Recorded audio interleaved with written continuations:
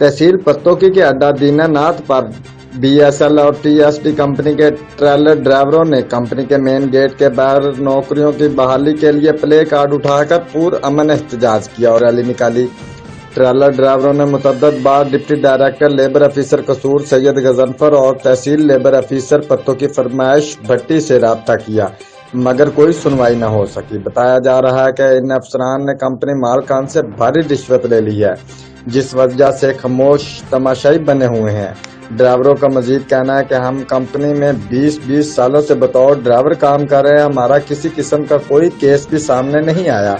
हमारी सिर्फ गलती ये है कि हमने एक यूनियन न्यू इत्तेफाक रजिस्टर करवाई है, जिसकी सजा हम सबको दी जा रही है।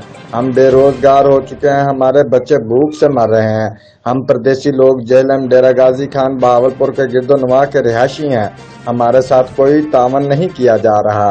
अगर हमें नौकरियों पर बहाल न किया गया तो हम खुद सूजी कर लेंगे, जिसके जिम्मेदार लेबर अफसरान पत्तोकी कसूर और असिस्टेंट कमिश्नर पत्तोकी और DC कसूर और वजीर आला होंगे। जिस पर ड्राइवरों ने पुरअमन एहतजाज करते हुए डिप्टी कमिश्नर कसूर, वजीर आला पंजाब, चीफ सेक्रेटरी पंजाब से फौरी तौर पर नोटिस लेने का मुतालबा किया है। रिपोर्ट मार बशारत सिद्दीकी, डिविजनल ब्यूरो चीफ, जियो एक्सप्रेस न्यूज, लाहौर।